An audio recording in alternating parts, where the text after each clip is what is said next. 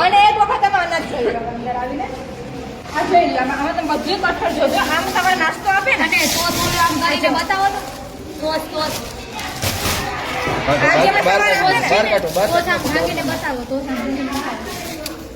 આમાં તમે ખાલી જીવડા જોઈ લો તો બરાબર હમણાં ખોલીને બતાવીએ કાટો એ બધું કાઢી જ નાખો આમે તો મારું નામ રાઠોડ પ્રતીક્ષા નાથાભાઈ છે. હું આ હોસ્ટેલમાં રહું છું. છેલ્લા 5 વર્ષથી રહું છું. અહીંયા એક પણ સુવિધા અમને આપવામાં આવેલી નથી. એટલીસ્ટ અમારા રૂમમાં બેડશીટ પણ નથી. અમે એમનેમ ગાડલામાં સૂઈએ છીએ પાથરા વગર. ઓશિકાની હાલત પણ હાવ જોવા જેવી નથી. અને જે અમને આજે આ બધું થયેલું તો એમાં મીડિયાની એન્ટ્રી મનાઈ હતી અમને. અને અમને અધિકારીઓ દ્વારા દબાણ આપવામાં આવે છે કે અમારા 200 છોકરીઓમાંથી જે અમે આગળ છીએ એમના એડમિશન કેન્સલ કરવામાં આવશે. એવી રીતના અમને ધમકીઓ આપવામાં આવે છે. અને એવું કરશો આગળ તો વધારે તમારે ભોગવવું પડશે. અને જે સમાજના નામે જે દલાલો અહીંયા આવ્યા છે એ પણ અમને મેનિપ્યુલેટ કરે છે. શું મુશ્કેલી શું પડે છે? મુશ્કેલીમાં જમવામાં જરી પણ સારું આવતું નથી. એમાં હેલ્થ ઇસ્યુ રહે છે. જેમાં અમારું હોસ્ટેલના છોકરીઓની ફાઇલ છે. જેમાં એક છોકરીના જે વાળ ખરી ગયા છે આખા, અને બીજીના છે એને લેડીઝ પ્રોબ્લેમ છે અને ફૂડ પોઈઝન થાય છે એવી રીતના. અને બધાના ડેલીના પેટની પ્રોબ્લેમ તો રહે જ છે. અને જ્યારે અમારે કુલર બગડી જાય છે ત્યારે અમારે આખી રાત એમને પાણી વગરનું રહેવું પડે છે. અને જ્યારે અમે પછી અરજી આપીએ પછી એ લોકો થોડુંક અમે વધારે દબાણ દઈએ ને પછી જે લોકો કંઈક કરે છે. સંચાલક કોણ છે? સંચાલક અહીંયા અમારા ગુલશન મેડમ છે. એ આજે જ આવે, આખો દિવસ રોકાણા છે. બાકી અહીંયા ક્યારેક જ આવે છે.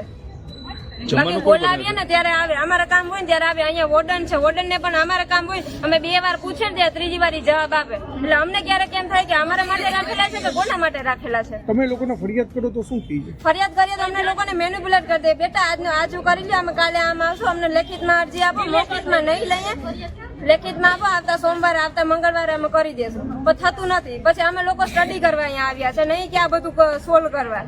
તો અમારે સ્ટડીમાં ટાઈમ દેવો કે આ બધું સોલ્વ કરવું? શું માંગ છે તમારી?